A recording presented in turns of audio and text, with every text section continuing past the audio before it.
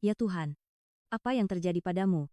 Nak, apa yang sebenarnya terjadi pada tubuhmu? Ibu, aku bisa terus hidup seperti ini. Di lobi kedatangan Bandara Internasional Soekarno-Hatta, dua wanita sedang berpelukan dan menangis terseduh-seduh. Orang-orang yang berlalu lalang tidak bisa menahan rasa penasaran untuk menoleh, bertanya-tanya apa yang sebenarnya terjadi pada tubuh sang anak perempuan. Mari kita dengarkan cerita dari sang ibu. Halo, saya Anissa. Saya lahir di Kiev, Ukraina. Itu adalah kota dengan musim dingin yang panjang dan banyak hujan. Tapi masa kecil saya berlalu dalam kehangatan sebuah rumah yang sederhana dan nyaman. Ayah saya seorang pegawai kantor, dan ibu di rumah merawat saya. Saat itu, saya hanyalah seorang anak biasa seperti anak-anak lainnya. Kecelakaan itu terjadi pada musim dingin saat saya berusia 6 tahun. Di luar, salju turun dengan tenang, sementara di dalam rumah terasa hangat berkat perapian. Ibu sedang di dapur menyiapkan makan malam, dan saya duduk di lantai ruang tamu bermain dengan balok-balok Lego. Tepat pada saat itu, bel pintu berbunyi, mungkin kurir datang. Tetap di sini ya, nak, kata ibu lalu bergegas meninggalkan dapur. Masalahnya adalah, di atas kompor gas saat itu ada sebuah panci besar berisi air. Airnya mendidih, tetapi ibu saya tanpa sengaja meninggalkannya. Saya sedang asyik dengan kepingan Lego ketika tiba-tiba merasa haus. Biasanya, ibu akan menuangkan segelas air hangat untuk saya. Tapi hari itu saya memutuskan untuk melakukannya sendiri. Saya menarik sebuah kursi ke depan kompor gas dan memanjatnya. Panci itu sangat berat, tetapi saya pikir saya bisa melakukannya sendiri. Namun, tepat saat saya mengangkat panci itu, tangan saya terpeleset, dan air mendidih itu tumpah langsung ke lengan dan kaki kanan saya. Rasa sakit yang luar biasa pada saat itu masih terasa jelas hingga sekarang. Rasanya seolah-olah kulit dan daging saya menyentuh api. Saya menjerit sekeras-kerasnya lalu jatuh ke lantai. Ibu saya berlari masuk dari pintu depan, dan wajahnya pucat pasi melihat saya. Ya Tuhan, apa yang kamu lakukan? Teriak ibu. Setelah itu adalah serangkaian hari yang penuh kekacauan. Saya dilarikan ke unit gawat darurat. Para dokter merawat saya dengan sepenuh hati. Mereka mendinginkan area yang terbakar dengan air dingin dan menyuntikkan obat penghilang rasa sakit. Namun, mereka mengatakan bahwa luka bakarnya terlalu dalam dan sangat sulit untuk pulih sepenuhnya seperti semula. Saat itu saya masih terlalu kecil untuk memahami sepenuhnya arti dari kata-kata itu. Saya harus dirawat di rumah sakit selama berminggu-minggu. Perawat mengganti perban, mengoleskan salep, dan mendisinfeksi bagian-bagian yang melepuh dan pecah. Meskipun sangat sakit, saya tetap percaya bahwa saya akan segera sembuh. Ibu juga selalu menyemangati, kamu akan segera sembuh, nak. Ya, tetapi waktu berlalu, dan kulit saya tidak bisa kembali seperti dulu. Di lengan dan kaki saya, muncul bekas luka keloid yang menonjol dan bergelombang, warnanya pun berbeda dengan kulit di sekitarnya. Dokter mengatakan bahwa seiring saya tumbuh dewasa, bekas luka itu mungkin sedikit memudar, tetapi tidak akan pernah hilang sepenuhnya. Sejak saat itu, raut wajah ibu saya mulai berubah. Setiap malam ibu menangis sendirian. Saya sering mendengar suara ibu berbisik-bisik dengan ayah di luar kamar, mengira saya sudah tidur. Andai saja waktu itu aku lebih hati-hati, ini semua salahku sehingga anak kita harus menanggung cacat seumur hidup. Kata-kata itu terus masuk ke telinga seorang anak kecil yang lugu seperti saya. Setiap kali mendengar ibu menangis, hati saya terasa sakit. Masalah sebenarnya dimulai ketika saya masuk sekolah dasar. Awalnya saya mengenakan seragam lengan panjang, jadi tidak ada masalah. Tetapi saat pelajaran olahraga, atau di musim panas, segalanya menjadi berbeda. Anak-anak yang pada dasarnya penasaran melihat bekas luka di tangan saya dan bertanya, apa itu? Awalnya saya berbohong dengan mengatakan itu karena jatuh, tetapi ada seorang anak yang nyeletuk, bekas luka kok mengerikan sekali. Anak-anak lain, meskipun tidak bermaksud jahat, terus menatap bekas luka saya dengan pandangan aneh. Musim panas benar-benar sebuah siksaan. Sementara teman-teman mengenakan kaos lengan pendek, hanya saya yang bersikeras mengenakan baju lengan panjang. Setiap kali guru berkata, panas sekali, nak, gulung lengan bajumu, pikiran saya menjadi kosong. Saat istirahat makan siang, saya juga hanya duduk sendirian di sudut kelas, memandangi teman-teman yang berlarian di halaman sekolah. Hal yang paling menakutkan adalah pelajaran berenang. Sejak kelas 2, sekolah mengadakan kegiatan berenang, tetapi setiap kali hari itu tiba, saya selalu berbohong sakit perut agar tidak ikut. Ibu saya juga memahami kondisi saya. Beliau menelepon sekolah untuk meminta izin. Anak saya sedang tidak enak badan, jadi mohon izin untuk tidak mengikuti pelajaran berenang. Di rumah pun begitu, pernah suatu kali AC rusak di musim panas. Semua orang di rumah mengenakan pakaian pendek, hanya saya yang tetap memakai baju lengan panjang. Keringat bercucuran membasahi baju, tetapi saya tidak berani melepasnya. Ayah saya berkata, panas sekali, nak, gulung lengan bajumu. Saya hanya menjawab, aku tidak apa-apa, ayah. Lalu duduk diam di depan kipas angin. Setiap kali melihat saya seperti itu, ibu kembali meneteskan air mata dan tanpa sadar bergumam, Andai saja ibu lebih hati-hati, ini tidak akan terjadi. Melihat ibu seperti itu, saya semakin sedih. Rasa sakit saya adalah sesuatu yang tidak bisa diubah, namun ibu juga harus ikut menderita. Meskipun masih kecil, saya ingin menghibur ibu. Saya berkata, ini bukan salah ibu. Tetapi semakin saya berkata, seharusnya aku juga lebih hati-hati, ibu malah menangis lebih keras. Baru kemudian saya mengerti bahwa kata-kata penghiburan saya justru membuat ibu merasa lebih bersalah. Semakin besar, situasinya semakin buruk. Ejekan anak-anak juga menjadi lebih jahat. Ada yang bahkan sengaja menyentuh tangan saya. Pada saat-saat seperti itu, saya hanya bisa memeluk erat lengan saya dan menghindar. Saat istirahat, saya sering bersembunyi di perpustakaan. Itu adalah tempat yang tenang dan tidak ada yang memperhatikan saya. Ketika membaca buku, saya bisa sejenak melupakan penampilan saya. Saya sangat suka novel petualangan dan fantasi, membayangkan diri saya sebagai tokoh utama dalam petualangan yang seru. Di rumah, saya juga perlahan-lahan menarik diri. Saya hanya tinggal di kamar membaca buku, menggambar, menikmati waktu sendirian. Ketika teman-teman mengajak bermain ke rumah, saya selalu menolak. Pesta ulang tahun, terutama pesta di kolam renang, hanya memikirkannya saja sudah cukup membuat saya bergidik. Begitulah saya tumbuh dewasa, dan ada satu kejadian yang tidak akan pernah saya lupakan, yaitu acara piknik kelas di sebuah taman. Hari itu sangat panas, semua orang mengenakan kaos lengan pendek, hanya saya yang tetap memakai kemeja lengan panjang. Guru dengan cemas bertanya, "Kamu kelihatannya kepanasan sekali," tetapi saya hanya menjawab, "Saya tidak apa-apa, Bu." Saya hampir menjadi orang yang tidak terlihat di sudut kelas. Teman-teman tidak peduli pada saya, dan saya juga tidak berinisiatif mendekati siapapun. Setiap jam istirahat, saya menundukkan kepala di meja, membaca buku atau menggambar. Para guru melihat saya sebagai murid yang pendiam dan pintar, jadi mereka tidak terlalu memperhatikan, tetapi di rumah, kekhawatiran ibu semakin besar. Ibu sering bertanya, "Kenapa kamu tidak berteman dan pergi bermain?" Saya hanya menjawab, "Aku tidak apa-apa, Bu, aku lebih suka di rumah." Saya tidak bisa mengungkapkan perasaan saya yang sebenarnya. Masuk SMP, situasinya tidak membaik, lingkungan baru, teman-teman baru, tetapi saya tetap bersikuku dengan pakaian lengan panjang saya. Bahkan saat mengenakan seragam olahraga, saya selalu meminta jenis yang berlengan panjang. Musim panas benar-benar sebuah tantangan. Saat pelajaran olahraga di lapangan, saya hampir pingsan karena kepanasan tetapi tetap berusaha bertahan. Saat itu, hiburan terbesar saya adalah buku. Saya tenggelam dalam cerita-cerita para tokoh dalam novel yang saya pinjam dari perpustakaan. Terkadang saya merasa diri saya adalah tokoh itu. Terjun dalam petualangan, terkadang terharu oleh kisah cinta yang indah. Tetapi ketika kembali ke dunia nyata, saya tetaplah gadis dengan bekas luka bakar. Setiap kali bercermin, saya membenci diri sendiri dan bertanya-tanya mengapa ini terjadi pada saya. Pada saat-saat seperti itu, bayangan wajah sedih ibu muncul, dan saya terpaksa menekan perasaan itu ke dalam hati. Saat masuk SMA, saya perlahan-lahan menerima kehidupan seperti itu sebagai hal yang wajar. Tidak bergaul dengan teman, mengenakan baju lengan panjang di tengah musim panas, menghindari tempat-tempat seperti kolam renang atau pantai. Semuanya telah menjadi bagian alami dari hidup saya. Dunia saya hanya terbatas pada rumah, sekolah, dan perpustakaan. Ibu saya masih khawatir, tetapi tidak lagi mengatakannya secara langsung. Sebaliknya, beliau diam-diam mengamati suasana hati saya, memasak makanan lezat, membelikan saya buku-buku baru untuk menunjukkan cintanya. Saya tahu isi hati ibu, jadi saya semakin berusaha untuk terlihat bahagia. Begitulah, saya tumbuh dewasa bersama bekas luka saya, menjadi seorang gadis yang pendiam dan introvert. Hidup saya selalu tersembunyi di balik lapisan pakaian panjang, menghindari tatapan orang lain. Itulah semua yang saya tahu. Saat itu, saya berpikir bahwa kehidupan ini akan berlangsung selamanya. Saya tidak pernah berani bermimpi akan ada seseorang yang memahami dan menerima diri saya yang sebenarnya. Ketika saya menginjakkan kaki di universitas, rasa takut dalam diri saya bahkan lebih besar daripada harapan akan sebuah awal yang baru. Saat pertama kali melihat kampus luas Universitas Nasional Taras Shevchenko Kiev, saya cemas apakah saya bisa hidup dengan tenang di tengah lautan manusia ini. SMA, bagaimanapun juga, adalah lingkungan yang akrab, sedangkan universitas adalah dunia yang sama sekali berbeda. Saya masih ingat betul kuliah pertama saya.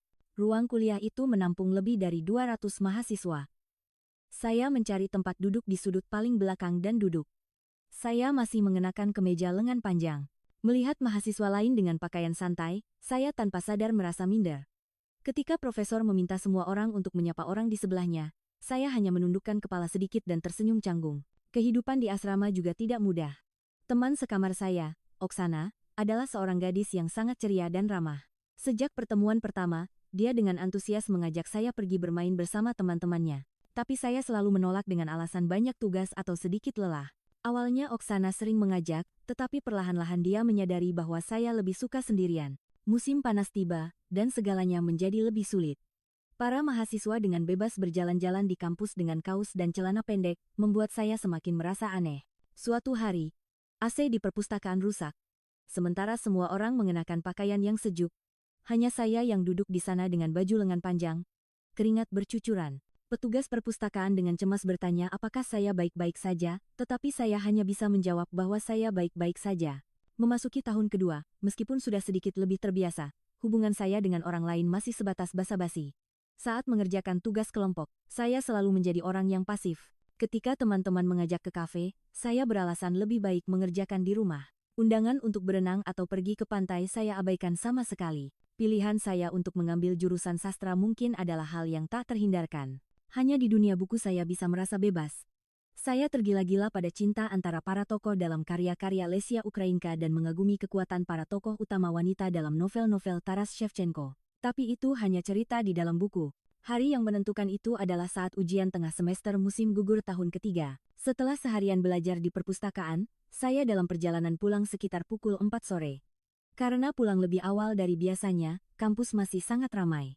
Saat sedang berjalan di jalan utama, tiba-tiba saya melihat sebuah mobil mundur dari tempat parkir, sepertinya pengemudinya tidak melihat saya. Mobil itu melaju cepat ke arah saya. Saya terkejut dan menghindar ke samping. Tepat pada saat itu, dari belakang terdengar teriakan, "Awas!" Bersamaan dengan suara rem sepeda yang berdecit, saya tidak sempat menoleh dan langsung menabrak sepeda itu. Momen jatuh ke tanah terasa seperti film yang diputar lambat, tas saya jatuh lebih dulu, buku-buku berhamburan, dan ketika saya tersungkur di tanah, saya mendengar suara kain di siku kemeja saya robek. Oh, tidak. Sebuah pikiran melintas di kepala saya saat saya mencoba bangkit. Melalui bagian lengan baju yang robek, bekas luka bakar saya terlihat sepenuhnya. Bekas luka yang selalu saya sembunyikan dengan hati-hati kini terpampang di depan mata banyak orang yang berlalu lalang. Pikiran saya kosong, jantung berdebar kencang. Saya hampir tidak bisa bernapas. Di sekitar saya terdengar suara-suara bertanya, "Kamu tidak apa-apa? Apa ada yang terluka?" Tapi saya hanya bisa secara naluriah menutupi bagian lengan baju yang robek dengan tangan yang lain dan meringkuk. Pikiran bahwa begitu banyak orang sedang menatap saya membuat pandangan saya menjadi gelap. Saya tidak tahu harus berbuat apa, hanya ingin menghilang dari tempat ini saat itu juga. Tepat pada saat itu, seseorang berjongkok di depan saya, dan dengan diam-diam menyampirkan sesuatu di bahu saya. Itu adalah sebuah kemeja abu-abu, yang bersih dan masih menyisakan sedikit kehangatan. Saya mengangkat kepala, seorang pria Asia sedang menatap saya. Usianya sebaya dengan saya, berambut hitam, dan cukup tinggi. "Kamu baik-baik saja? Pakai ini," katanya dengan suara yang sangat tenang dan hangat. Dia tidak menatap tajam ke lengan baju saya yang robek, atau bekas luka yang terlihat, bahkan dengan bijaksana memalingkan pandangannya ke arah lain, seolah agar saya tidak merasa malu. Mengenakan kemejanya, bagian yang robek tertutup sepenuhnya. Saya hanya bisa menatapnya dengan bingung, jantung saya masih berdebar kencang. Saya tidak percaya situasi ini nyata. Fakta bahwa rahasia yang saya sembunyikan seumur hidup, tiba-tiba terbongkar seperti ini membuat pikiran saya kacau balau. "Apa ada yang terluka? Perlu ke rumah sakit?" tanyanya dengan nada tulus dan khawatir. Saya menggelengkan kepala. Dengan susah payah baru bisa mengeluarkan suara. Saya tidak apa-apa." Saya takut suara saya bergetar, tetapi dia mengangguk seolah tidak ada yang terjadi. "Kalau begitu, kita ke kafe terdekat, duduk sebentar untuk menenangkan diri. Aku traktir teh." Awalnya saya ingin menolak, duduk di kafe dengan orang asing adalah hal yang tidak pernah saya bayangkan. Tetapi dalam kondisi sedang mengenakan kemejanya, saya tidak bisa begitu saja pergi. Dan yang terpenting, suasana hati saya masih belum stabil.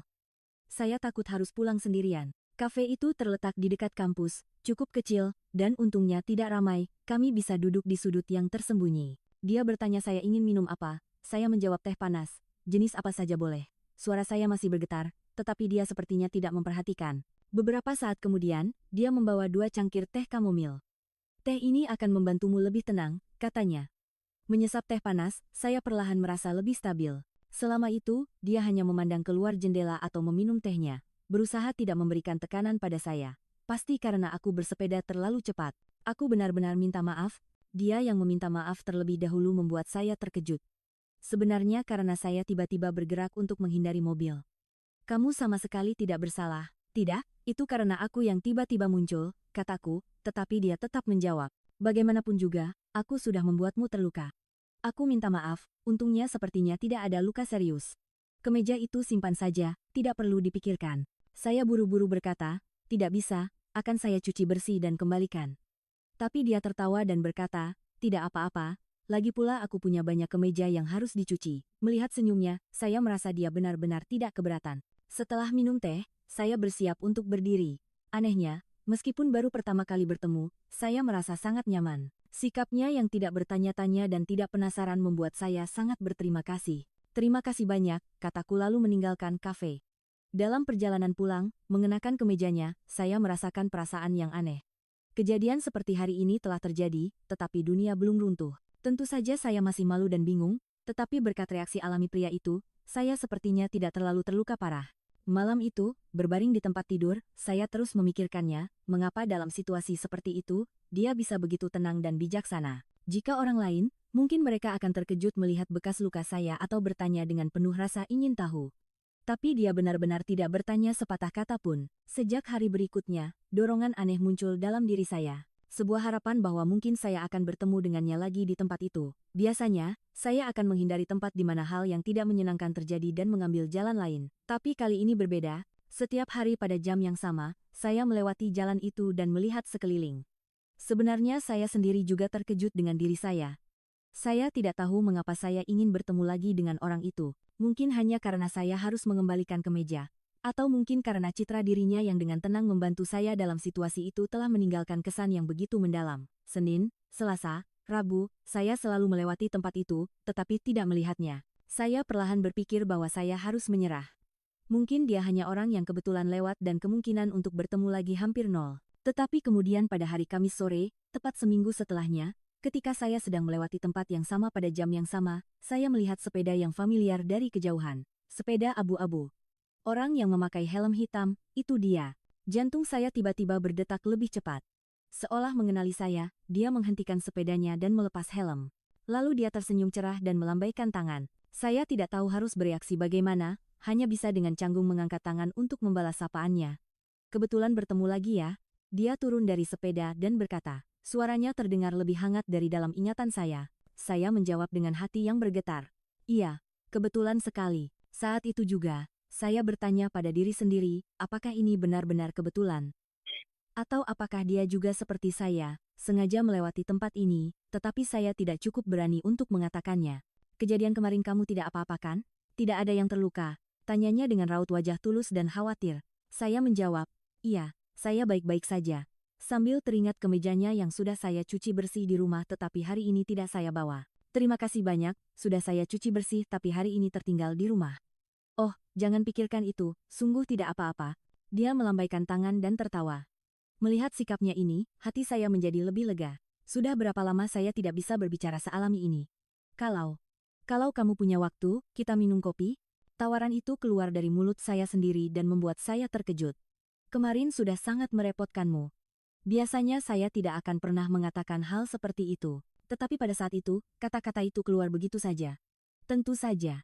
Tapi biar aku yang traktir, lagi pula kemarin aku yang menabrakmu. Akhirnya kami pergi ke kafe bersama. Ketika dia menuntun sepedanya di samping saya merasakan perasaan yang aneh. Pertama kalinya saya berjalan di samping seseorang dengan begitu alami. Duduk di kafe, memesan kopi, dan menunggu, kami memulai percakapan ringan. Dia adalah mahasiswa tingkat 3 jurusan ekonomi, seorang mahasiswa internasional dari Indonesia yang sudah berada di sini sekitar 1 tahun. Ketika saya mengatakan saya belajar sastra, dia berkata, kalau begitu kamu pasti suka membaca buku ya? Iya, sejak kecil saya sudah banyak membaca. Saya juga ingin membaca sedikit sastra Ukraina, tetapi agak sulit mencari buku terjemahan ke bahasa Indonesia, dan begitulah percakapan pertama kami dimulai. Tentang buku, kehidupan kampus, perbedaan antara Ukraina dan Indonesia. Kami berbicara sampai lupa waktu. Bersamanya, saya sepertinya menjadi lebih ceria dari biasanya. Ketika pertemuan hari itu berakhir, saya diam-diam berharap akan ada momen seperti ini lagi. Meskipun tidak terucap, di dalam hati saya telah tumbuh sebuah keinginan. Apakah ini pertanda awal yang baru? Saat itu saya tidak tahu, tetapi kenyataannya adalah pertemuan kebetulan itu akan mengubah hidup saya sepenuhnya. Setelah percakapan di kafe hari itu, pertemuan kami terus berlanjut secara alami. Awalnya hanya sapaan singkat saat kebetulan bertemu, tetapi perlahan-lahan berkembang menjadi janji temu yang disengaja. Saya menggunakan alasan harus mengembalikan ke meja untuk menghubunginya secara proaktif. Begitulah kami bertukar nomor telepon. Janji temu resmi pertama kami adalah di sebuah toko buku kecil dekat kampus. Saya menawarkan untuk merekomendasikan buku-buku sastra Ukraina yang telah diterjemahkan ke dalam bahasa Inggris. Sebenarnya, merekomendasikan buku kepada seseorang adalah hal yang sangat istimewa bagi saya. Selama ini saya hanya membaca buku sendirian, merasakannya sendirian. Ini adalah pertama kalinya saya merasa ingin berbagi dengan orang lain. Di toko buku, kami bersama-sama melihat karya-karya penulis Ukraina. Karya-karya Taras Shevchenko, novel-novel Lesia Ukrainka. Setiap kali saya menjelaskan tentang sebuah buku, dia selalu mendengarkan dengan sangat saksama. Dia berkata, "Saya tidak tahu ada karya-karya seperti ini. Sangat menarik." Saya merasakan ketertarikan tulus darinya dan merasa sangat senang. Hari itu, ketika meninggalkan toko buku, dia membeli beberapa buku yang saya rekomendasikan. Setelah selesai membaca, "Kita bicara lagi ya," katanya. Mendengar kalimat itu, jantung saya berdebar kencang karena itu berarti kami akan terus bertemu. Waktu berlalu, kami bertemu sekitar 3 kali seminggu. Terkadang di kafe, terkadang berjalan-jalan di taman, terkadang hanya duduk di bangku di halaman kampus dan mengobrol. Topik kami sangat beragam, tentang buku, film, impian, dan tujuan masing-masing. Seumur hidup, saya belum pernah bisa berbicara sebebas ini dengan siapapun. Yang paling mengesankan adalah dia tidak pernah menekan saya. Jika saya terlihat kesulitan menjawab sebuah pertanyaan, dia akan dengan alami beralih ke topik lain, dan dia selalu menghargai pendapat saya. Dia sering bertanya, "Bagaimana menurutmu?" dan mendengarkan jawaban saya dengan serius. Sekitar sebulan kemudian, saya mulai ingin tahu lebih banyak tentangnya. Saya mengumpulkan semua keberanian untuk bertanya tentang negara dan keluarganya. Dia bercerita bahwa dia dibesarkan di Jakarta, kedua orang tuanya adalah pegawai negeri. Meskipun belajar ekonomi, sebenarnya dia sangat tertarik pada sastra dan seni. Dulu saya juga pernah bermimpi menjadi penulis, tetapi karena masalah realistis, saya memilih jurusan ekonomi. Mendengar kata-katanya, saya merasakan simpati. Pergulatan antara mimpi dan kenyataan, saya juga merasakannya. Meskipun saya belajar sastra, saya tidak yakin apakah setelah lulus saya bisa benar-benar bekerja di bidang yang berkaitan dengan sastra. Suatu hari, kami duduk mengobrol di sebuah bukit kecil di belakang kampus. Matahari terbenam, langit berwarna oranye cemerlang. Saya merasa jantung saya seperti berhenti berdetak. Akhirnya saat ini tiba. Sebenarnya saya juga sudah berpikir bahwa suatu hari saya harus menceritakan kisah saya. Bersamanya, saya perlahan merasa lebih nyaman. Tapi saya pikir mungkin dia juga penasaran mengapa saya selalu memakai baju lengan panjang. Saya berniat membuka mulut, sebenarnya. Tetapi tenggorokan saya tercekat, berniat menceritakan sebuah kisah yang sejak lahir belum pernah saya ceritakan secara rinci kepada siapapun. Saya tidak tahu harus mulai dari mana. Dia melihat saya gugup dan berkata, "Tidak apa-apa. Kalau kamu tidak mau cerita, tidak perlu dipaksakan." Tapi saya sudah bertekad, saya tidak ingin menyembunyikannya lagi. Setidaknya di depan orang ini, saya ingin menunjukkan siapa diri saya sebenarnya. Waktu kecil, aku mengalami kecelakaan, saya mulai menceritakan kisah saya perlahan-lahan. Tentang tersiram air mendidih saat berusia 6 tahun, tentang bekas luka yang mengikuti saya seumur hidup, tentang perundungan di sekolah. Dan karena itu, bagaimana saya hidup tertutup. Air mata terus mengalir. Tapi saya tetap bercerita sampai selesai. Dia diam mendengarkan cerita saya sampai akhir. Dia tidak menyela, juga tidak mencoba memberikan kata-kata penghiburan. Dia hanya mendengarkan dengan saksama dan serius. Ketika saya selesai bercerita, keheningan menyelimuti. "Terus kenapa? Kamu tetaplah kamu." Ucapannya begitu tenang. Bukan suara yang penuh kasihan, juga bukan penghiburan yang berlebihan. Itu terdengar alami seolah-olah mengatakan sebuah kebenaran yang nyata. Pada saat itu, saya merasa beban yang menekan hati saya selama ini seolah sedikit terangkat. "Kamu benar-benar berpikir begitu?" Tanyaku dengan suara bergetar. Dia mengangguk. "Tentu saja. Mengalami hal-hal seperti itu dan kamu tetap menjadi orang yang hangat dan pintar seperti ini, aku malah kagum." Mendengar kata-katanya, saya menangis sejadi-jadinya. Itu adalah air mata kebahagiaan. Seumur hidupku, bekas luka bakar telah mendefinisikan siapa diriku. Dan ini adalah pertama kalinya seseorang mengatakan kepada saya bahwa itu bukanlah segalanya. Setelah hari itu, hubungan kami menjadi lebih dalam. Saya bisa menjadi sedikit lebih alami di depannya. Meskipun masih memakai baju lengan panjang, setidaknya saya tidak lagi mencoba menghindari tatapannya. Dan terkadang saya merasa bisa menggulung lengan baju sampai siku tanpa masalah. Suatu hari Sabtu, dia mengundang saya ke apartemen studionya. "Aku akan masakin makanan Indonesia untukmu," katanya. Awalnya saya sedikit ragu. Saya hampir tidak pernah pergi ke rumah orang lain, tetapi saya pikir jika bersama dia, tidak akan apa-apa, jadi saya setuju. Apartemennya kecil tapi sangat rapi. Rak buku yang penuh dan meja kerja yang tertata rapi meninggalkan kesan yang kuat. Dia memasak rendang dan rasanya sangat lezat. Kamu pintar sekali masak, ibuku yang mengajari, kata ibu, kalau hidup sendiri harus bisa masak. Sambil makan, kami mengobrol dalam suasana yang lebih santai. Saat itu dia dengan hati-hati bertanya, kamu pernah coba berobat?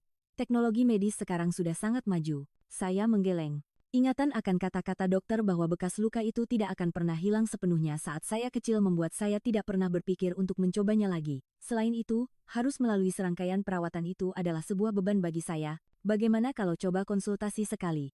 Bukan untuk berobat, tapi hanya untuk tahu kondisi saat ini seperti apa. Tawarannya sangat lembut. Tidak ada kesan memaksa, hanya seperti memberikan sebuah pilihan. Sejak saat itu, untuk pertama kalinya saya mencoba melepas baju lengan panjang di depannya. Itu terjadi pada suatu hari musim panas yang terik di apartemennya ketika AC rusak. Dia berkata, kalau kepanasan, pakai saja yang nyaman. Dan saya dengan gemetar menggulung lengan baju saya. Melihat bekas luka di tangan saya, dia tidak menunjukkan reaksi khusus, dia hanya melanjutkan percakapan seperti biasa. Bahkan saya yang merasa lebih canggung, saya tidak menyangka dia bisa begitu alami. Tidak terlalu buruk kan? Kataku ragu-ragu. Dia tertawa dan menjawab, aku bilang apa? Itu bukan apa-apa. Malam itu, sesampainya di rumah, saya berdiri di depan cermin untuk waktu yang lama, memandangi diri saya sendiri. Untuk pertama kalinya saya melihat bekas luka saya tidak lagi begitu mengerikan. Bekasnya masih ada, tetapi saya mulai merasa itu tidak mendefinisikan seluruh diri saya. Beberapa bulan berlalu, saya perlahan berubah saat bersamanya. Menggulung lengan baju saat mengenakan kemeja lengan panjang menjadi lebih alami. Di rumah, terkadang saya bahkan mengenakan kaos lengan pendek. Tentu saja di luar saya masih berhati-hati, tetapi saya merasa jauh lebih bebas dari sebelumnya. Waktu yang saya habiskan bersamanya telah menunjukkan dunia baru bagi saya. Perasaan mencintai seseorang, kegembiraan berbagi isi hati, dan ketenangan karena ada seseorang yang menerima diri saya apa adanya. Semua itu adalah perasaan yang baru pertama kali saya alami. Suatu hari, dia berkata, bersamamu, aku merasa diriku juga menjadi orang yang lebih baik. Saya terkejut mendengar kata-kata itu. Saya selalu berpikir hanya saya yang dibantu olehnya. Ini adalah pertama kalinya saya tahu bahwa saya juga memiliki pengaruh baik padanya. Begitulah, kami telah menjadi orang-orang istimewa dalam kehidupan satu sama lain. Untuk pertama kalinya dalam hidup, saya mengenal perasaan cinta, dan cinta itu telah mewarnai hidup saya dengan warna-warna yang sama sekali berbeda. Tidak perlu lagi bersembunyi, tidak lagi sendirian. Kenyataan ini bagi saya seperti sebuah keajaiban. Tetapi di tengah semua perubahan dan kebahagiaan ini, saya belum tahu bahwa di rumah ada tantangan lain yang menunggu, dan tantangan itu akan menguji cinta kami dan hidup saya. Seiring waktu yang saya habiskan bersamanya semakin banyak, perubahan halus mulai muncul di rumah. Awalnya ibu saya senang melihat saya menjadi lebih ceria. Mungkin beliau merasa lega melihat anak perempuannya yang selama ini hanya mengurung diri akhirnya memiliki teman. Tapi seiring berjalannya waktu, raut wajah ibu mulai menunjukkan kecemasan. Setiap kali saya pergi keluar, ibu selalu ingin tahu saya bertemu siapa. Awalnya hanya perhatian biasa, tetapi lama-kelamaan ibu mulai menanyakan pertanyaan yang lebih spesifik. Saya belum siap untuk mengatakan bahwa saya punya pacar, jadi saya hanya menjawab dengan samar. Namun, sulit untuk menghindari tatapan tajam ibu. Suatu Sabtu malam, saya pergi kencan dengan Budi, dan pulang terlambat. Hanya terlambat sekitar 1 jam dari biasanya, tetapi ibu sudah menunggu di ruang tamu. Tatapan matanya membuat saya merasakan ketegangan yang tidak biasa. Saya berbohong dengan mengatakan belajar di perpustakaan, tetapi ibu tampak tidak percaya. Beberapa hari kemudian, ibu masuk ke kamar saya dan dengan hati-hati memulai percakapan. Akhir-akhir ini kamu terlihat bahagia, ada kabar baik? Saya menjawab bahwa kehidupan di kampus menjadi lebih menarik, tetapi ibu masih menatap saya dengan curiga. Waktu berlalu, kecemasan ibu semakin terlihat jelas. Pertanyaan yang berulang-ulang setiap kali saya pergi keluar mulai membuat saya merasa tertekan. Yang paling tidak nyaman adalah ketika ibu mulai mengomentari pakaian saya. Suatu hari, saya mengenakan kaos dengan lengan yang sedikit lebih pendek dari biasanya. Ibu mengingatkan, kamu harus hati-hati, kamu tahu kondisimu sendiri. Kalimat itu menarik saya kembali ke kenyataan. Meskipun saya sudah lebih nyaman di depan Budi, saya tetaplah orang dengan penampilan yang berbeda. Saya mengerti kekhawatiran ibu, tetapi pada saat yang sama saya merasa sesak. Beberapa minggu kemudian, sebuah peristiwa menentukan terjadi. Ketika saya dan Budi sedang berjalan-jalan di taman, tiba-tiba hujan turun. Karena tidak membawa payung, kami bergegas masuk ke kafe terdekat dan pakaian saya basah kuyup. Di dalam kafe, saat saya menggulung lengan baju untuk mengeringkannya, seorang tetangga yang kebetulan lewat melihatnya. Keesokan harinya, ibu memanggil saya. Beliau mengatakan bahwa tetangga itu telah melihat bekas luka di tangan saya. Pikiran saya kosong. Orang itu adalah orang yang paling suka bergosip di lingkungan kami. Pasti semua orang di sekitar akan segera tahu. Ibu berbicara dengan nada yang lebih tajam dari biasanya. Kamu tidak tahu seberapa hati-hati kamu seharusnya? Apa kamu memikirkan apa yang akan orang katakan? Kalau kamu terluka, ibu harus bagaimana? Kekhawatiran yang terpendam selama ini sepertinya meledak. Mendengar kata-kata itu, hati saya sakit. Saya bukannya tidak mengerti kekhawatiran ibu, tetapi saya juga sedang perlahan berubah. Namun, ibu masih saja melihat saya sebagai sosok lemah yang perlu dilindungi. Saya mengatakan bahwa saya sudah dewasa dan bisa menjaga diri sendiri. Tetapi ibu membantah, menjaga diri sendiri itu dengan memperlihatkan lenganmu pada orang lain. Percakapan semakin tegang. Ibu mengatakan saya harus lebih berhati-hati, sementara saya, karena terlalu emosional, meninggikan suara. Seumur hidup aku sudah berusaha memahami dan menghibur ibu. Tapi kenapa saat aku mencoba menjadi lebih baik, ibu malah menghalangiku? Beberapa hari kemudian, konflik yang lebih besar meletus. Saya pergi kencan dengan Budi dan pulang jam 10 malam. Ibu sudah menunggu di pintu. Jam segini baru pulang. Kamu dari mana?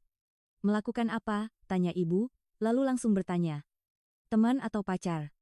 Saya tertegun. Saya tidak percaya ibu sudah tahu. Meskipun saya berusaha menyembunyikannya, mungkin perubahan saya telah mengungkapkannya. Saya mengatakan bahwa dia tahu tentang kondisi saya. Ibu langsung bertanya, kamu pikir orang akan menerimamu? Kalimat itu seperti sebuah kejutan besar bagi saya. Ibu masih berpikir bahwa saya adalah seseorang yang sulit diterima oleh orang lain. Saya mengatakan bahwa saya juga berhak untuk bahagia. Ibu menjawab, hak memang ada, tapi kenyataannya berbeda. Yang akan terluka pada akhirnya tetap kamu. Ketika saya mengatakan itu bukan urusan yang bisa ibu putuskan, ibu juga meninggikan suara, masyarakat ini memang seperti itu. Emosi yang terpendam dari kami berdua sepertinya meledak pada saat yang bersamaan. Saya mengatakan bahwa ibu selalu menganggap saya sebagai anak yang lemah, hanya objek yang perlu dilindungi. Ibu menjawab, ibu tidak mau melihatmu terluka. Apa itu salah? Tepat pada saat itu, saya tidak bisa menahan diri lagi. Emosi yang terkubur di dalam hati selama ini meluap. Ini semua salah ibu. Aku hidup seperti ini karena siapa, teriakku. Begitu kata-kata itu keluar, seluruh ruangan menjadi sunyi. Wajah ibu menjadi pucat, dan saya sendiri terkejut dengan apa yang baru saja saya katakan. Andai saja waktu itu ibu lebih hati-hati, ini tidak akan terjadi. Kenapa seumur hidup aku harus menderita seperti ini, lanjutku. Ibu terduduk, menangis tanpa suara. Melihat ibu seperti itu, saya langsung menyesal, tetapi sudah terlambat. Ibu berkata dengan gemetar. Jadi begitu menurutmu? Semua ini salah ibu, lalu kembali ke kamarnya. Malam itu, melalui celah pintu saya mendengar suara ibu menangis. Saya juga tidak bisa tidur semalaman. Seumur hidup saya berusaha untuk tidak pernah mengucapkan kata-kata itu. Namun, pada akhirnya saya mengatakannya. Sejak saat itu, suasana di rumah berubah total. Saya dan ibu tidak saling bicara, hanya bertukar beberapa kata singkat jika diperlukan. Kami makan secara terpisah dan meskipun berpapasan, kami tidak saling memandang. Saya merasa situasi ini sangat menyiksa. Meskipun dalam keadaan marah saya mengatakan hal-hal seperti itu, saya tidak benar-benar membenci ibu. Tetapi untuk meminta maaf terlebih dahulu juga sangat sulit karena di dalam hati saya, sebagian perasaan itu memang ada. Dalam situasi itu, saya semakin bergantung pada Budi. Di rumah tidak ada orang untuk diajak bicara, hati pun tidak tenang, hanya ketika bersama Budi saya bisa bernapas. Tetapi saya juga tidak bisa menceritakan semua situasi ini kepadanya. Setiap kali dia bertanya dengan cemas, saya hanya menjawab bahwa saya baik-baik saja. Setelah sekitar sebulan hidup dalam kondisi seperti itu, Budi membawa berita yang mengejutkan. Program pertukaran pelajarnya telah berakhir dan dia harus kembali ke Indonesia. Dia mengatakan akan berangkat akhir bulan depan. Mendengar berita itu, pikiran saya kosong. Saya terkejut karena waktu yang saya habiskan bersamanya sudah hampir setahun. Tetapi fakta bahwa kami akan segera berpisah lebih mengejutkan lagi. Dia mengatakan bahwa meskipun kembali ke Indonesia, kami masih bisa berkomunikasi, tetapi sepertinya ada hal lain yang ingin dia katakan. Beberapa hari kemudian, dia dengan ragu-ragu mengusulkan, kalau bisa, ikutlah denganku. Dia mengajak saya untuk ikut pulang ke Indonesia. Saya sangat terkejut dengan tawarannya. Itu adalah sesuatu yang sama sekali tidak saya duga. Maaf mengatakan ini tiba-tiba, tapi aku serius, aku tidak bisa membayangkan hidup tanpamu. Melihat wajah seriusnya, hati saya bimbang. Sebuah pikiran melintas. Daripada hidup selamanya dalam luka di Ukraina, mungkin memulai hidup baru di tempat baru bersamanya akan lebih baik. Tetapi pada saat yang sama saya teringat ibu. Meskipun sekarang kami tidak saling bicara, kepergian saya ke tempat yang jauh adalah masalah lain. Selama beberapa hari saya berpikir keras. Di rumah, hubungan yang tegang dengan ibu terus berlanjut. Kami tidak saling menatap meskipun berada di ruang yang sama, tidak mengucapkan sepatah kata pun. Dalam keadaan seperti itu, Indonesia tampak seperti sebuah pelarian, tetapi pada saat yang sama bisa menjadi kesempatan untuk awal yang baru. Akhirnya saya memutuskan, saya mengatakan kepada Budi bahwa saya akan ikut dengannya ke Indonesia. Daripada menghabiskan sisa hidup saya menyembunyikan bekas luka di Ukraina, saya ingin memulai hidup baru di lingkungan baru. Karena ada dia di sisiku, aku merasa memiliki cukup keberanian. Saat mengemasi barang-barang, hati saya masih terasa berat. Saya harus memberitahu ibu tentang kepergian saya ke Indonesia, tetapi tidak tahu bagaimana memulainya. Lebih dari sebulan tidak berbicara dengan baik, tiba-tiba membicarakan hal sepenting ini terasa sangat sulit. Suatu malam, saya mengumpulkan semua keberanian untuk mengetuk pintu kamar ibu. Ibu membuka pintu dengan ekspresi terkejut. Ketika saya mengatakan bahwa saya akan pergi ke Indonesia, ibu terdiam cukup lama. Lalu dengan tenang bertanya, "Kamu pergi bersamanya?" Saya mengangguk. Ibu menatap saya sejenak lalu berkata, "Ibu tidak akan menghalangi. Jika kamu bahagia, ibu juga senang." Ibu hanya mengucapkan kalimat singkat itu. Mendengar kata-kata itu, air mata saya mengalir. Meskipun kami masih saling menyakiti, pada akhirnya ibu menghormati pilihan saya. Malam sebelum berangkat, saya menulis surat untuk ibu. Saya menulis kata-kata yang selama ini tidak bisa saya ucapkan. Permintaan maaf, ucapan terima kasih. Saya menulis, di Indonesia, aku akan hidup dengan baik. Ibu jaga kesehatan ya, dan saya berjanji suatu hari nanti saya pasti akan kembali menjenguk ibu. Pagi hari keberangkatan, ibu mengantar saya sampai ke pintu. Kami tidak banyak bicara, tetapi mata ibu berkaca-kaca. Saya juga. Berpisah dalam hubungan yang canggung seperti ini, sungguh menyakitkan. Tapi saat ini saya tidak bisa berbuat apa-apa lagi. Bersama Budi ke bandara, saya merasa antusias sekaligus cemas akan awal yang baru. Bisakah saya benar-benar memulai hidup baru di Indonesia, meninggalkan semua luka dan penderitaan di Ukraina, dan suatu hari nanti, bisakah saya berdamai dengan ibu? Saat naik pesawat, hati saya dipenuhi dengan pikiran-pikiran itu. Ketika pesawat mendarat di Bandara Internasional Soekarno-Hatta, hal pertama yang saya rasakan adalah kelembapan udara Indonesia. Panas yang lembab, sama sekali berbeda dengan Ukraina, menyelimuti saya. Begitu keluar dari bandara, keringat sudah bercucuran, tetapi saya masih mengenakan kemeja lengan panjang dan celana panjang. Mengikuti Budi naik mobil ke rumahnya, hati saya dipenuhi kecemasan. Apakah saya benar-benar bisa memulai kembali di negeri asing ini? Rumah Budi adalah sebuah apartemen kecil di tengah Jakarta. Jauh lebih kecil daripada di Ukraina, tetapi sangat bersih dan rapi. Beberapa hari pertama saya mengalami jet lag dan sama sekali tidak bisa berbahasa Indonesia, semuanya terasa asing. Budi dengan sabar membantu saya beradaptasi, tetapi saya perlahan merasa minder. Masalah terbesar adalah cuaca. Jakarta di pertengahan Juli panas seperti oven. Suhu siang hari melebihi 35 derajat. Tapi saya tetap bersikeras mengenakan pakaian lengan panjang. Di dalam rumah ada AC, tetapi begitu melangkah keluar, saya merasa sesak. Meskipun begitu, saya tetap tidak bisa memperlihatkan bekas luka saya. Minggu pertama, saat saya dan Budi pergi berbelanja ke pasar dekat rumah, sebuah kejadian terjadi. Saat sedang memilih buah di sebuah lapak, seorang ibu penjual menatap saya dengan cemas. "Panas begini kok pakai baju lengan panjang, Neng," katanya sambil mengulurkan tangan hendak menggulung lengan baju saya. Saat itu juga, jantung saya serasa berhenti berdetak. Saya secara naluriah mundur. Melihat itu, Budi dengan cepat berdiri di depan saya, dan berkata kepada ibu penjual, "Tidak apa-apa kok, Bu." Tetapi ibu itu masih khawatir, "Awas kena sengatan panas, anak gadis kok pakaiannya begitu." Saya hanya ingin lari dari tempat itu. Dalam perjalanan pulang, Budi dengan hati-hati berkata, "Di Indonesia ada teknologi perawatan kulit terbaik di dunia, loh. Coba deh hidup dengan kaos dan celana pendek." Mendengar kata-kata itu, hati saya bimbang. Di Ukraina, karena biaya perawatan terlalu mahal, saya tidak pernah berani memikirkannya. Beberapa hari kemudian, Budi benar-benar membuatkan janji temu untuk saya di sebuah rumah sakit kulit. Itu adalah rumah sakit besar di pusat kota. Dalam perjalanan ke sana, saya terus gemetar. Bagaimana jika dokter mengatakan sulit disembuhkan? Kekhawatiran itu terus menghantui pikiran saya. Sesampainya di rumah sakit dan masuk ke ruang periksa, dokter itu tampak sangat tenang dan profesional. Setelah memeriksa kondisi saya dengan saksama, beliau berkata dengan santai, "Ini bisa diperbaiki banyak. Tidak bisa hilang total, tapi akan jauh lebih alami dari sekarang." Mendengar kalimat itu, saya terduduk dan menangis. Harapan akan mimpi yang telah saya pendam selama lebih dari 20 tahun bisa menjadi kenyataan. Budi duduk di samping saya, dengan diam-diam menggenggam tangan saya dan menghibur, "Tidak apa-apa. Tetapi ada satu masalah nyata, biaya perawatannya cukup besar, total biaya laser dan terapi perawatan lainnya mencapai ratusan juta rupiah, itu adalah jumlah yang sangat besar bagi kami." Budi berkata, "Tidak apa-apa. Kita akan cari uang bersama. Tapi saya merasa sangat tidak enak. Sejak hari berikutnya, kami mulai mencari pekerjaan dengan serius. Budi mulai bekerja sebagai guru les bahasa Inggris, dan saya menerima pekerjaan mengajar bahasa Inggris. Mengurus kitas, menyelesaikan masalah visa juga tidak mudah, tetapi Budi membantu saya dalam segala hal. Beberapa bulan pertama sangat berat. Pagi-pagi kami pergi mengajar, sorenya bekerja paruh waktu lagi. Saya bekerja di sebuah kafe dan mengenakan baju lengan panjang di dapur yang panas benar-benar sebuah siksaan. Saya sering pulang dalam keadaan basah kuyup oleh keringat. Meskipun begitu, setiap malam bersama Budi menghitung uang yang kami dapatkan hari itu, melihat berapa banyak yang sudah terkumpul untuk tujuan pengobatan, saya merasa bahagia.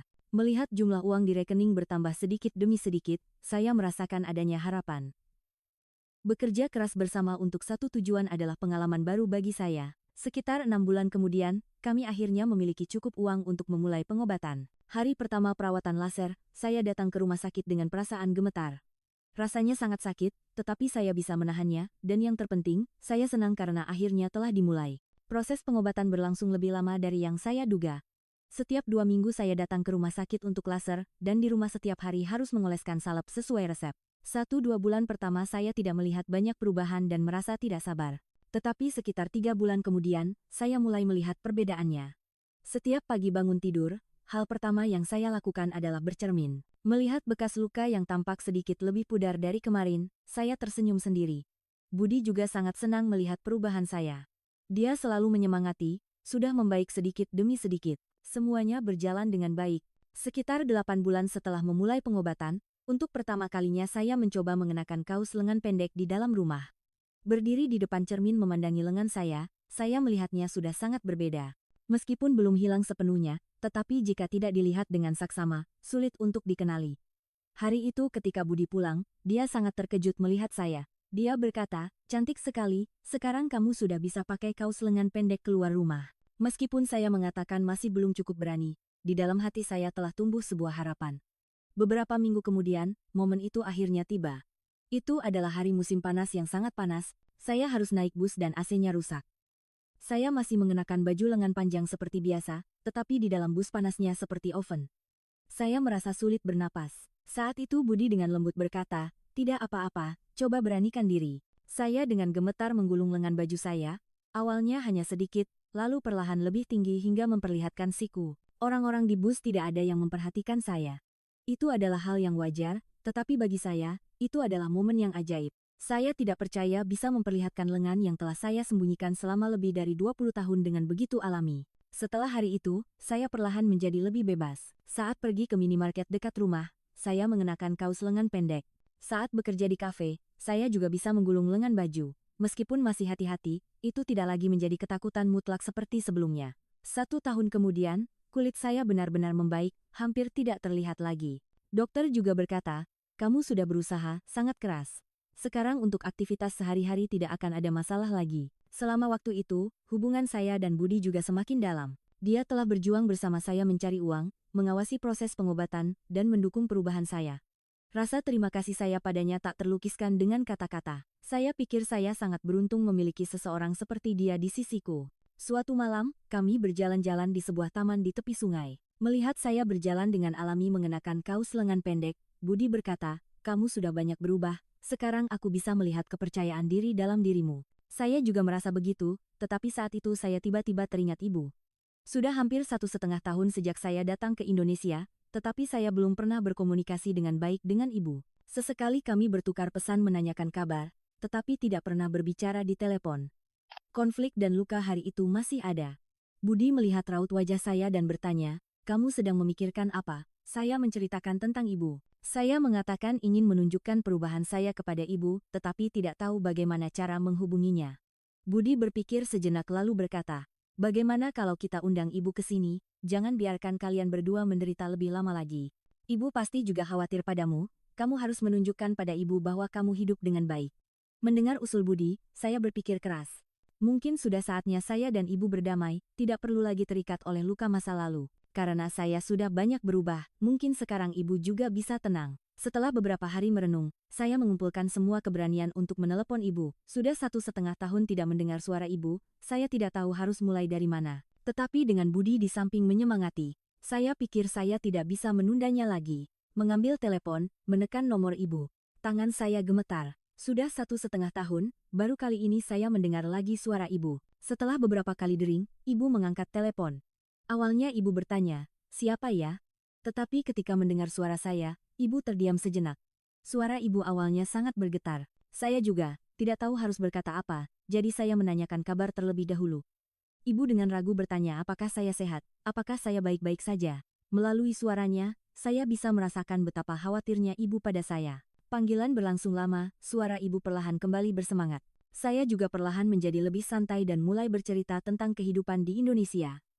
Ketika saya mengatakan bahwa saya telah menjalani pengobatan, ibu sangat terkejut. "Benarkah, Nak, sudah baik kan?" tanya ibu berulang kali. Saya berkata, "Iya, Bu. Sudah jauh lebih baik. Sekarang aku sudah bisa pakai kaos lengan pendek." Mendengar itu, ibu terdiam cukup lama, lalu saya mendengar suara ibu terisak. Saya tahu itu adalah air mata kebahagiaan. Dalam panggilan yang berlangsung lebih dari 1 jam itu, saya menceritakan semua hal yang selama ini tidak bisa saya katakan. Bagaimana saya hidup di Indonesia, proses pengobatan, dan tentang seseorang yang selalu ada di samping mendukung saya. Ibu berkata, "Sampaikan terima kasih ibu padanya ya, Nak." Ibu benar-benar ingin berterima kasih padanya. Di akhir panggilan, saya mengumpulkan semua keberanian untuk berkata, "Ibu datang ke Indonesia ya. Aku ingin ibu melihat langsung perubahanku." Ibu sedikit ragu, tetapi kemudian berjanji akan datang minggu depan.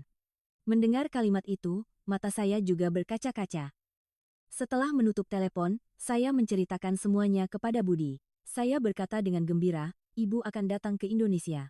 Budi ikut senang dan berkata kita harus menyambut ibu dengan baik. Saat itu, sebuah ide aneh muncul di kepala saya. Jika ingin menunjukkan perubahan saya pada ibu, saya harus menunjukkannya dengan percaya diri. Keesokan harinya, saya dan Budi pergi berbelanja. Untuk pertama kalinya dalam hidup saya membeli gaun pendek dan kaos lengan pendek. Berkeliling toko-toko di pusat perbelanjaan, semuanya terasa asing. Seumur hidup hanya mengenakan pakaian panjang, tiba-tiba harus memilih pakaian seperti ini, saya tidak tahu mana yang bagus. Budi berdiri di samping memberikan saran. Dia membantu saya memilih warna yang cocok, model yang bagus. Saya memilih sebuah kaos berwarna merah muda pastel dan rok selutut. Ketika masuk ke ruang ganti, melihat bayangan diri saya di cermin, saya benar-benar tidak mengenali diri sendiri. Apakah ini benar-benar aku? Pikirku. Lengan dan kaki saya terlihat sepenuhnya, tetapi bekas lukanya hampir tidak terlihat. Saya tidak percaya tubuh yang telah saya sembunyikan selama lebih dari 20 tahun bisa terlihat begitu alami. Saya berdiri di depan cermin memandangi diri saya cukup lama. Tepat pada saat itu, secara spontan, saat sedang berganti pakaian, saya melamar Budi. "Menikahlah denganku. Aku ingin bersamamu selamanya." Mengucapkan kata-kata itu secara tiba-tiba di ruang ganti membuat saya sendiri bingung, tapi itu adalah kata-kata dari hati. Budi tertawa dan berkata, "Baru kali ini aku melihat ada orang melamar saat sedang ganti baju." Tapi jawabannya sangat serius. "Aku ingin membangun masa depan bersamamu. Kita menikah ya." Momen kami berpelukan dan menangis bersama di ruang ganti itu tidak akan pernah saya lupakan. Setelah selesai berbelanja, kami pulang untuk bersiap menyambut ibu, membersihkan rumah, menyiapkan kamar untuk ibu beristirahat. Saya terus merasa gugup. Saya khawatir bagaimana reaksi ibu saat melihat saya, apakah ibu akan benar-benar senang. Hari kedatangan ibu, saya mengenakan gaun dan kaos lengan pendek yang baru saya beli ke Bandara Soekarno-Hatta untuk menjemputnya. Budi juga ikut. Berdiri menunggu di depan pintu kedatangan, jantung saya serasa mau copot. Sudah 1,5 tahun tidak bertemu ibu. Dan ini adalah momen pertama saya menunjukkan perubahan saya pada ibu. Dari kejauhan saya melihat ibu berjalan keluar. Awalnya ibu sepertinya tidak mengenali saya. Ibu melihat sekeliling, mencari-cari. Saya melambaikan tangan dengan kuat dan memanggil, "Ibu." Saat itu ibu melihat saya dan tertegun. Raut wajah ibu perlahan berubah. Dari tidak percaya, perlahan menjadi yakin, dan akhirnya ibu menangis dan berlari ke arah saya. Saya juga berlari ke arah ibu. Kami berpelukan dan menangis di tengah bandara, tidak peduli dengan orang-orang yang melihat. Ibu bertanya berulang kali, "Apa yang terjadi? Apa ini benar-benar kamu?" Lalu melihat lengan dan kaki saya, melihat bekas lukanya yang hampir hilang, ibu semakin terkejut. Saya menceritakan seluruh kisahnya kepada ibu. Proses pengobatan, bagaimana Budi membantu saya, dan hari-hari yang telah berlalu di Indonesia. Ketika saya memperkenalkan Budi, ibu berkata berulang kali, "Terima kasih banyak ya, Nak. Terima kasih sudah menjaga anak tante."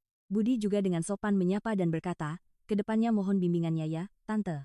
Dalam perjalanan dari bandara ke rumah, ibu tidak melepaskan tangan saya. Sesampainya di rumah, kami mengobrol sampai larut malam.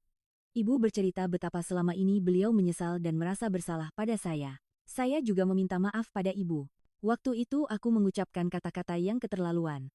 Aku benar-benar minta maaf, Bu. Kesalahpahaman dan luka yang terpendam selama ini sirna pada malam itu. Keesokan harinya, Budi menyarankan agar saya dan ibu pergi ke spa. Dia berkata bahwa kami berdua juga butuh waktu berdua. Awalnya saya sedikit ragu, saya belum pernah mandi bersama ibu. Sejak kecil saya selalu menghindari memperlihatkan tubuh saya, jadi tiba-tiba melakukannya terasa sedikit canggung. Tetapi ibu berkata, "Pergilah, Nak," jadi saya mengumpulkan keberanian. Sekarang saya tidak punya alasan lagi untuk bersembunyi. Sesampainya di spa, untuk pertama kalinya saya tidak menyembunyikan tubuh saya di depan ibu. Ibu melihat lengan dan kaki saya, berkata berulang kali, "Sudah bagus sekali, tidak bisa dipercaya." Berendam bersama di air hangat sambil mengobrol dengan ibu, saya merasa waktu itu sangat berharga. Ibu menggenggam tangan saya dan berkata, "Sekarang sudah baik-baik saja, sekarang benar-benar baik-baik saja, Nak, kamu tidak perlu khawatir lagi." Melihatmu bahagia seperti ini, ibu juga tenang. Ketika keluar dari spa dan bertemu Budi, ibu berkata padanya, "Terima kasih banyak ya, Nak. Sekarang kamu sudah seperti anak tante sendiri. Kedepannya, tante titip Ani saya." Saat itu, saya merasa semuanya begitu sempurna. Beberapa minggu kemudian, kami secara resmi mempersiapkan pernikahan. Ibu juga tinggal lebih lama di Indonesia untuk membantu kami. Ibu menemani saya memilih gaun pengantin, dan ketika melihat saya mengenakan gaun pengantin, ibu kembali menangis. Ibu tidak pernah menyangka akan ada hari ini. "Ibu benar-benar bahagia," kata ibu. "Pernikahan kami diadakan secara sederhana dan hangat. Keluarga Budi di Indonesia juga sangat menyambut saya. Tidak ada yang bertanya tentang masa lalu atau bekas luka saya. Mereka hanya menerima saya sebagai anggota keluarga secara alami. Berdiri di samping Budi dalam balutan gaun pengantin, saya merasa seperti dalam mimpi. Setelah menikah, saya hidup dengan lebih percaya diri. Memilih pakaian sehari-hari menjadi lebih bebas, bertemu orang lain tidak lagi menjadi beban. Saya dan Budi bepergian, pergi ke pantai, melakukan hal-hal yang sebelumnya tidak pernah berani saya bayangkan. Setahun kemudian, kami mendapat kabar baik. Ketika tahu saya hamil, saya sangat bahagia. Saya tidak percaya bahwa saya akan menjadi seorang ibu. Selama kehamilan, ibu tinggal di Indonesia untuk merawat saya. Ibu menemani saya periksa ke dokter, membantu menyiapkan perlengkapan bayi. Ketika anak kami lahir, saya berpikir keras. Saya tidak ingin anak saya menderita rasa sakit yang pernah saya alami. Saya ingin membesarkannya menjadi anak yang sehat dan percaya diri. Dan yang terpenting, saya ingin dia merasakan cinta yang cukup. Ibu saya juga sangat bahagia memiliki cucu. Melihat saya merawat anak, ibu berkata, "Kamu akan menjadi ibu yang baik, ibu sangat bangga padamu." Saya merasa semua rasa sakit dan kekhawatiran sebelumnya menjadi berarti di hadapan makhluk kecil ini. Sekarang saya benar-benar bahagia. Setiap pagi bangun tidur, melihat ke cermin, saya merasa hari-hari menakutkan di masa lalu seperti sebuah mimpi. Mengenakan kaos lengan pendek, menggendong anak berjalan-jalan di taman, mengobrol dengan santai dengan ibu-ibu lain. Kehidupan sederhana itu bagi saya adalah sebuah anugerah yang luar biasa. Terkadang melihat kembali ke masa lalu, saya merasa telah melalui banyak hal. Kecelakaan, masa kecil, tahun-tahun yang panjang, konflik dengan ibu, serta proses pengobatan dan pemulihan di Indonesia. Semua itu membentuk diri saya yang sekarang. Waktu yang saya habiskan bersama Budi, proses kami saling memahami dan mencintai juga merupakan bagian paling berharga dalam hidup saya. Jika bukan karena dia, mungkin sekarang saya masih hidup bersembunyi di balik lapisan pakaian panjang. Cinta dan dukungannya telah mengubah saya menjadi orang yang sama sekali baru. Hubungan dengan ibu juga telah berubah total. Sekarang kami saling memahami dan menghormati. Ibu juga mengakui saya sebagai orang dewasa yang mandiri, dan saya juga memahami kekhawatiran dan cinta ibu. Merawat cucu bersama, kami menjadi semakin dekat. Negara Indonesia bagi saya juga memiliki makna yang sangat istimewa. Di sini saya menemukan kehidupan baru dan mengalami penyembuhan yang sesungguhnya. Tidak hanya teknologi medis, tetapi juga kehangatan orang-orangnya telah membantu saya pulih. Sekarang, saya merasa tempat ini seperti rumah kedua saya. Melihat kembali kisah saya menyadari bahwa bahkan dalam situasi yang paling putus asa sekalipun, harapan selalu ada. Yang penting adalah tidak menyerah dan bertemu dengan orang yang benar-benar memahami kita. Saya juga telah mengalami sendiri betapa besarnya kekuatan cinta. Ketika anak saya berusia lebih dari 1 tahun, minat baru muncul dalam diri saya. Dalam proses membesarkan anak, saya secara alami ingin belajar lebih dalam tentang perawatan kulit. Merawat kulit anak saya yang sensitif mengingatkan saya pada proses pengobatan saya sendiri. Awalnya hanya rasa penasaran pribadi, tetapi lama-kelamaan saya ingin mempelajarinya secara lebih formal. Setelah berdiskusi dengan suami, saya mendaftar di sebuah sekolah kecantikan. Kelas berlangsung 3 kali seminggu, Tetapi berkat bantuan ibu yang menjaga anak, saya bisa pergi belajar. Pada hari pertama kelas, saya sangat gugup. Saya pikir seorang ibu rumah tangga berusia 30 notan yang belajar bersama mahasiswa berusia 20 notan mungkin akan sedikit canggung. Tetapi ketika mulai belajar, saya merasa sangat menarik.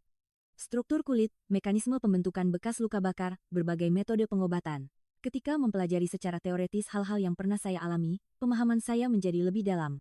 Dosen tahu saya memiliki pengalaman praktis, jadi beliau juga sangat perhatian. Setelah 6 bulan belajar dan mendapatkan sertifikat, saya merasa sangat bangga. Mempelajari bidang baru telah memberi saya kepercayaan diri, tetapi setelah mendapatkan sertifikat, saya tidak terburu-buru untuk bekerja.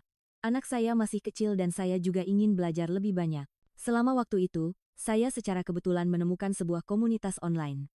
Itu adalah tempat berkumpulnya orang-orang dengan kekhawatiran tentang bekas luka bakar dan jenis bekas luka lainnya. Membaca postingan di sana, saya teringat masa lalu saya. Orang-orang yang berjuang sendirian dalam keputusasaan, orang-orang yang bingung mencari informasi pengobatan, semua itu adalah cerminan diri saya di masa lalu. Awalnya saya hanya meninggalkan komentar saran sederhana, informasi tentang metode pengobatan yang pernah saya jalani, rekomendasi rumah sakit, tetapi reaksi orang-orang lebih antusias dari yang saya duga. Mereka mengatakan bahwa saran dari orang yang pernah mengalaminya secara langsung lebih dapat dipercaya dan bahwa saya telah banyak membantu mereka. Beberapa bulan kemudian, saya berpikir untuk berbagi informasi secara lebih sistematis. Saya membuat sebuah akun Instagram. Awalnya saya memulai sebagai anonim. Saya masih belum cukup berani untuk mempublikasikan foto sebelum dan sesudah pengobatan saya. Postingan pertama saya di Instagram adalah tentang informasi dasar pengobatan bekas luka bakar.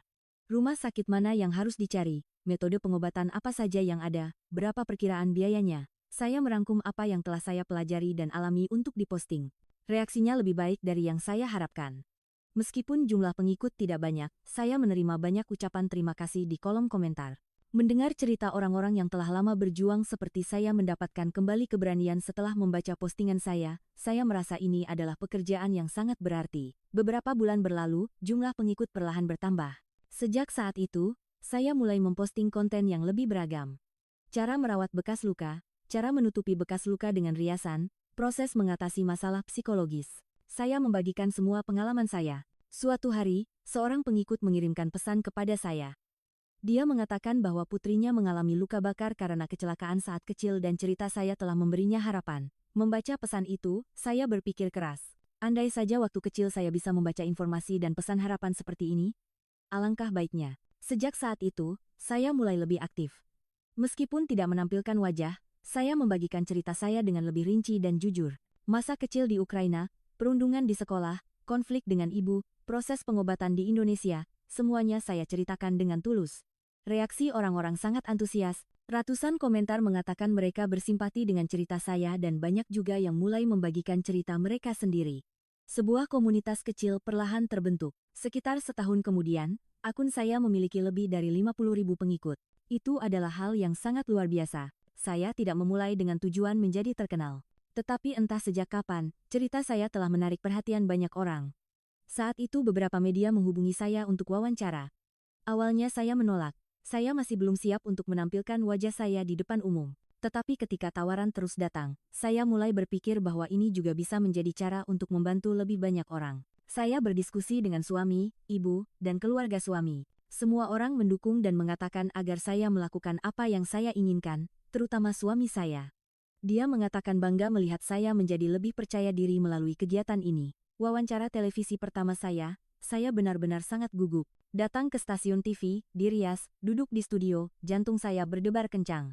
Tetapi ketika wawancara dimulai, saya merasa santai. Saya menceritakan dengan jujur apa yang telah saya alami, proses pengobatan, dan apa yang sedang saya lakukan. Setelah acara itu ditayangkan, reaksinya luar biasa. Jumlah pengikut di Instagram bertambah 20.000 dalam satu malam dan saya menerima ratusan pesan. Sebagian besar adalah pesan dukungan dan terima kasih. Mendengar cerita orang-orang dengan kondisi serupa yang mendapatkan kembali keberanian, saya benar-benar merasa apa yang saya lakukan adalah hal yang benar. Setelah itu, saya mengikuti beberapa acara televisi dan wawancara majalah. Entah sejak kapan, saya dikenal sebagai panutan dalam mengatasi bekas luka bakar. Awalnya saya tidak terbiasa, tetapi lama-kelamaan saya terbiasa. Yang terpenting, fakta bahwa cerita saya bisa membantu orang lain adalah hal yang membuat saya paling bahagia. Seiring popularitas meningkat, tawaran lain juga datang. Ada merek kosmetik yang mengundang saya menjadi model iklan, ada penerbit yang menawari saya untuk menulis buku. Saya memilih dengan hati-hati, saya hanya ingin melakukan hal-hal yang benar-benar berarti dan bisa membantu orang lain. Akhirnya saya memilih untuk membuka sebuah pusat kecantikan. Berdasarkan teknik dan pengalaman yang telah saya pelajari, saya ingin secara langsung membantu orang-orang yang kesulitan karena bekas luka. Skalanya tidak besar, tetapi saya menyiapkan sebuah ruangan kecil agar bisa merawat klien dengan sepenuh hati. Momen paling membahagiakan setelah membuka pusat kecantikan adalah saat bertemu dengan klien pertama saya. Dia adalah seorang wanita sebaya saya, dengan bekas luka di tangannya akibat kecelakaan saat kecil. Saat konsultasi, mendengar ceritanya, saya merasa sangat mirip dengan cerita saya. Saya menceritakan pengalaman saya, dan menjelaskan tentang proses pengobatan yang akan datang.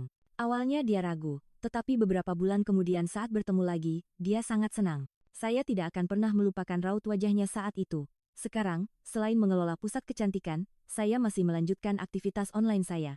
Jumlah pengikut di Instagram telah melebihi 150.000 dan saya juga telah memulai sebuah kanal YouTube. Setiap minggu saya membagikan informasi baru dan kehidupan sehari-hari saya, berinteraksi dengan orang-orang yang memiliki kekhawatiran yang sama. Terkadang melihat kembali masa lalu saya melihat banyak sekali perubahan. Siapa yang bisa membayangkan bahwa seseorang yang telah hidup bersembunyi selama lebih dari 20 tahun seperti saya bisa berdiri di depan banyak orang seperti ini. Yang terpenting, pengalaman saya bisa membantu orang lain adalah hal yang membuat saya paling bangga.